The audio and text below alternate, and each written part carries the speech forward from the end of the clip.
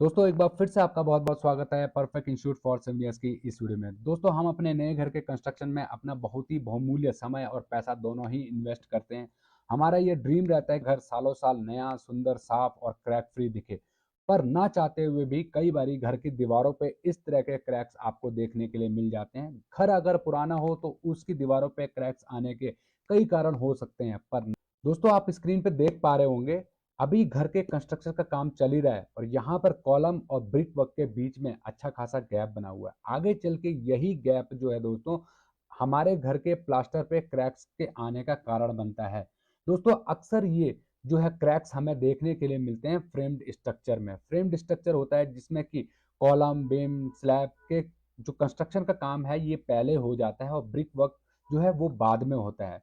आज हम जानेंगे कि किन एक से दो बातों का अगर हम ध्यान रखें अपने नए घर के कंस्ट्रक्शन के दौरान, जिससे कि आगे चल के इस तरह के क्रैक्स हमें अपने प्लास्टर के ऊपर या ब्रिक वर्क में दिखे ही ना। तो दोस्तों सबसे पहली बात जो आपको ध्यान में रखनी है वो है दोस्तों, जैसे ही आपको कॉलम के कंक्रीट को हुए 16 से 24 घंटे होते हैं आप उसकी तुरंत डीशटरिंग कर दीजिए। तो ही एक लेबर उस पर लगा दीजिए चिपिंग के लिए, उस फेस की चिपिंग कराइए जिसपे आपका ब्रिक वर्क और कॉलम का जॉइंट बन रहा है। इससे क्या होगा दोस्तों, उस समय पे आपका कॉलम जो है वो उसमें नमी होती है और आपके कॉलम की जो चिपिंग है वो आसानी से हो जाएगी। और सेकंड, जब आप ब्रिक वर्क उसमें करेंगे तो उसमें जो मोटार फील होगा उसकी जो है दोस्तों बॉन्डिंग अच्छी बनेगी आपके कॉलम के साथ में। तो जब आप ब्रिक वर्क करते हैं तो उसमें अपने मिस्त्री को बोलिए पहले स्लरी डाले उस पे कॉलम के फेस पे। इससे क्या होगा दोस्तों, आपका जो मसाला आप ब्रिक वर्क और कॉलम के बीच में डालेंगे उसकी जो है पकड़ अच्छी बनेगी। तो जब आप नेक्स्ट है दोस्तों, जैसे ही आप ब्रिक वर्क के बाद जो है प्लास्टर का काम स्टार्ट करेंगे उससे पहले आपको जो है चिकन वायर मैश उस पे जो है फिक्स करानी होती है। और ये चिकन वायर मैश जो है कम से कम 6 इंची आपके ब्रिक वर्क के ऊपर हो, 6 इंची आपकी कॉलम के ऊपर हो। इससे क्या होगा दोस्तों, आपका कभी क्रैक फटेगा नहीं।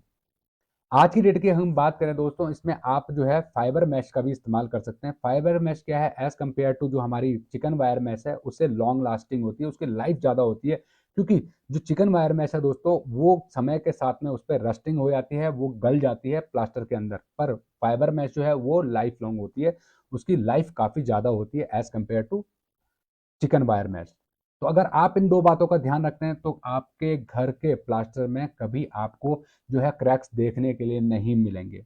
इंजीनियर्स, हम आपके लिए लेके आए हैं 37 professional practical civil engineering training program, जिनको कि आप ऑनलाइन ऑफलाइन दोनों ही मोड में ज्वाइन कर सकते हैं। ऑनलाइन ज्वाइन करने के लिए आप हमारी एप्लीकेशन पीआईएफसी को डाउनलोड कर सकते हैं।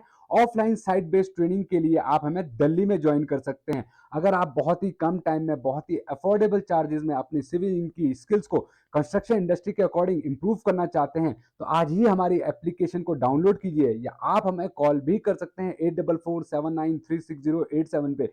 और एक रिक्वेस्ट है, अगर आप लोगों को ये वीडियो पसंद आया हो लाइक और चैनल को सब्सक्राइब करना बिल्कुल मत भूलिएगा। अब डिस्कस करते हैं इनके प्रिकॉशंस के बारे में कि क्रैक्स को हम लोग डेवलप होने से या जो डेवलप हो चुके हैं उनका प्रिकॉशंस हम लोग किस प्रकार से कर सकते हैं। सो इंजीनियर, सबसे पहले तो आपके जो माइनर क्रैक हैं 1 mm से 4-5 mm तक के जो क्रैक्स हैं, जहां पर भी ये क्रैक्स हैं उस प्लास्टर को आप जो है क्लीन करके वहां पर नया प्लास्टर कीजिए प्रॉपर रेशो के साथ में, उसकी प्रॉपर क्यूरिंग कीजिए। इससे भी आपके जो वॉल पे क्रैक हैं वो दिखने बंद हो जाएंगे।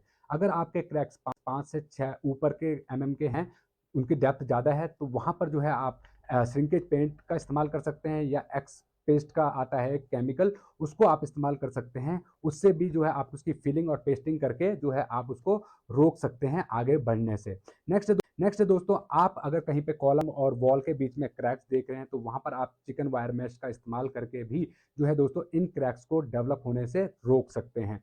अगर अगर आप नया कंस्ट्रक्शन कर रहे हैं तो यहाँ पर कुछ बातें आप अगर ध्यान में रखते हैं तो डेफिनेटली जो है दोस्तों आपके क्रैक्स कभी नहीं आएंगे। फर्स्ट है दोस्तों, जहाँ पर भी आप कंस्ट्रक्शन कर रहे हैं वहाँ की सॉइल को सबसे पहले तो यूनिफॉर्म कर लीजिए और उसको प्रॉपर कॉम्पैक्ट कीजिए। लेवल सरफेस होना चाहिए, एक ऊबड़ खाबड़ लेवल ना हो, अंडुलेटेड लेवल ना हो, वो जहाँ पर भी सॉइल है वो प्रॉपर लेवल हो। अगर हो सके तो सॉइल के ऊपर कंस्ट्रक्शन ना करें डायरेक्टली, उसके नीचे पीसीसी करें, उसके ऊपर जो है आप ब्रिक वर्क करें। अगर इन केस अदरवाइज जो है सबसे मेन इंपॉर्टेंट है, जो भी आप ब्रिक वर्क कर रहे हैं उसके नीचे एक बिम जरूर प्रोवाइड कर दें, चाहे वो प्लिंथ बिम हो चाहे वो ग्राउंड बिम हो।